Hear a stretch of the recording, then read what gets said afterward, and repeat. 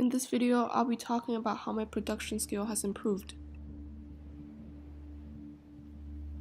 I'll be breaking down this video into 4 parts: pre-production, film processes, post-production, and problems we encountered. Before going to the 3 sections, I would like to talk about one of the hardest things I've done in the course of production. Blogging was time-consuming and challenging. We used WordPress.com to blog our production process. The difficult thing being that we had to record everything we did in the pre-production all the way to post-production. I had to include even the smallest detail in clips' ideas. I tried many types of format for the website. I've chosen one that looked cleanest. It's time-consuming in a way that I had to take photos from our shoot and put them into the blog, later organize its format, make it engaging and visual for people to read. In this long process, I've learned how to form a website and categorize my blog posts into different sections, thus making them easy to find. It also has improved my language skill as I had to write long posts to sufficiently deliver my ideas.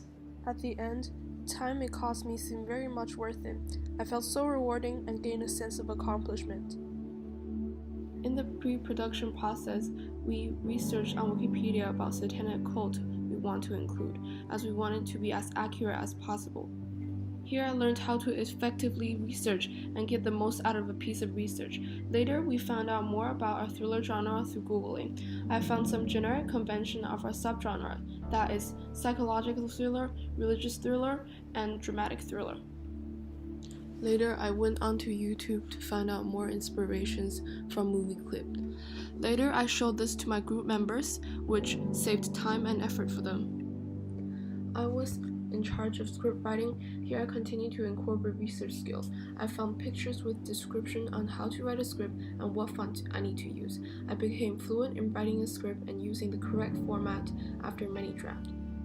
We bought some of our props from an online store and borrowed some of them from the drama department.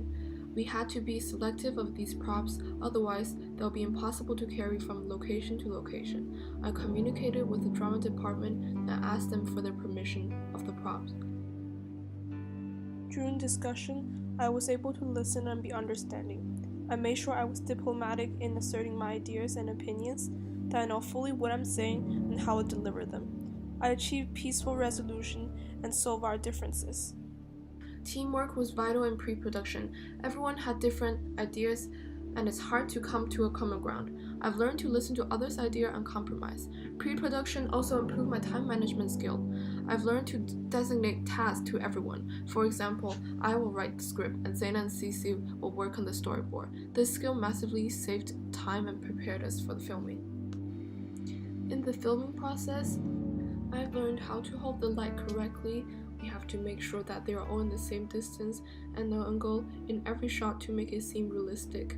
This is hard to achieve since some extreme close-up requires more light on one angle rather than the other. I've realized that it's vital for the light to follow exactly where the camera will go. The light needs to keep the same distance. This needs to be achieved to avoid any shadow of the camera person. Filming takes a long time. For our first scene, it took 6 hours. After the first scene, I've learned to keep the shots very close to the storyboard. This will reduce faulty shots. We designated one person to be in charge of continuity issue so nothing unnecessary will go into the frames.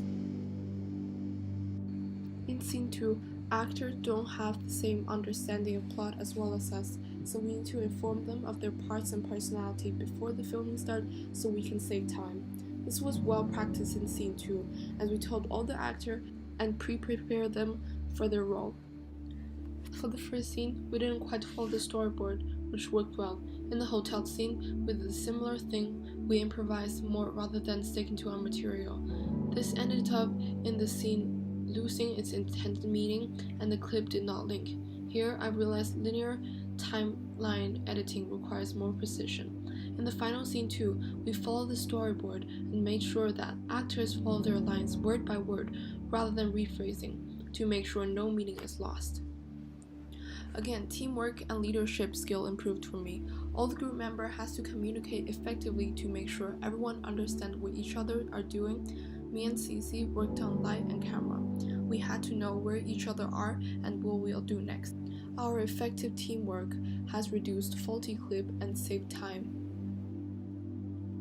Next, I'll be moving on to more technical aspect of the filming process.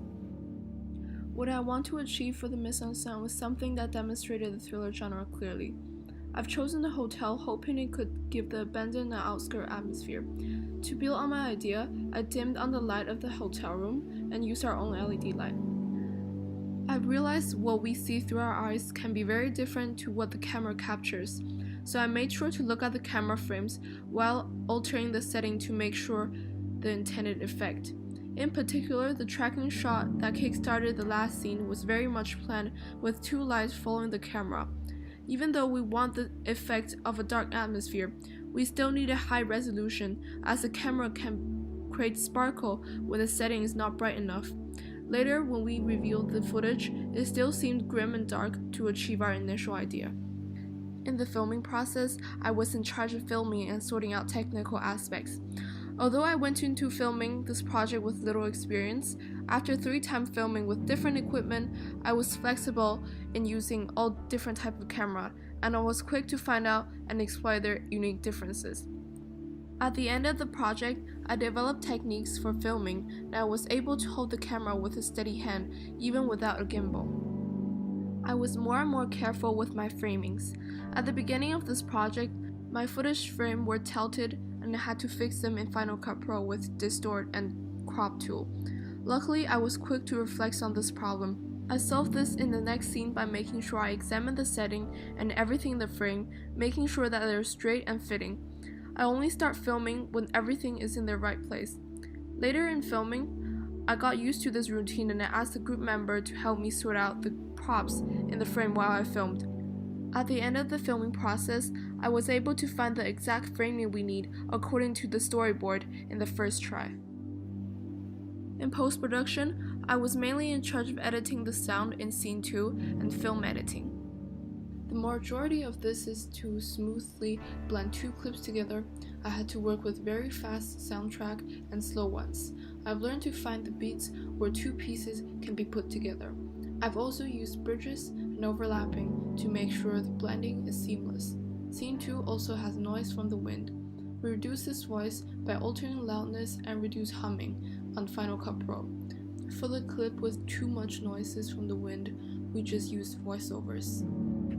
While research about fonts, I've learned more on the different characteristics and their intended meaning. We collectively chose all the font. This is the first time I properly done editing. It went better than I thought. Me and Zaina was mainly in charge of editing. We edited in Final Cut Pro on my laptop. Out of everything I've learned, I learned the most from editing. We edited Scene 2 right after we filmed. It was exciting to see all the clips falling together as we placed them into a continuity order. I played and tried many of the features and found things that didn't work and worked. I've learned more about color blending the clips and making sure they do not look gray. The most time-consuming part was to make sure all the clips followed onto each other. I've learned to carefully select the clip to make sure that they match exactly. In the meantime, having natural pauses. After the feedback from the focus groups, they gave out a lot of constructive criticism as well as praises. I've learned to use some of these suggestions, which helped us to massively improve the meaning and mise-en-scène. During the production, we've encountered many problems. Our initial planning for the second scene was to create an investigation scene. This didn't work because of the poor mise-en-scène. The whole atmosphere was too calm and warm. Our pre-planning was also loose and it wasn't properly done. After filming and attempt of editing it, I found problems that I can fix next time filming. This includes sticking to the storyboard and script as well as making sure the mise-en-scène worked out. To achieve this, we filmed again with a different idea into more of a characteristic development scene. This scene was constructed better with better material and better setting.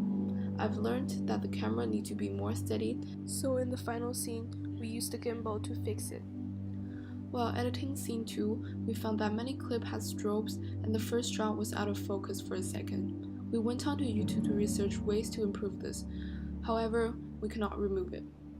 Although we had no continuity error, The final cut of scene 2 was difficult to put together. We selected different shots to make them link. I matched two clips exactly by making sure the hand movements at the end of the first matches the beginning of the second. The skill I developed was thanks to the preliminary project I did at the start of the course. Its main purpose was to get us prepared for continuity editing. It mainly helped me to quickly spot the places of the two clips of where they could link. I was so much more observant in selecting clip to put into the final film. The clip from scene 2 had wind humming. I used sound editing tools on Final Cut Pro to reduce this and use voiceovers. Thank you for watching and listening. I really hope you enjoyed. See you next time.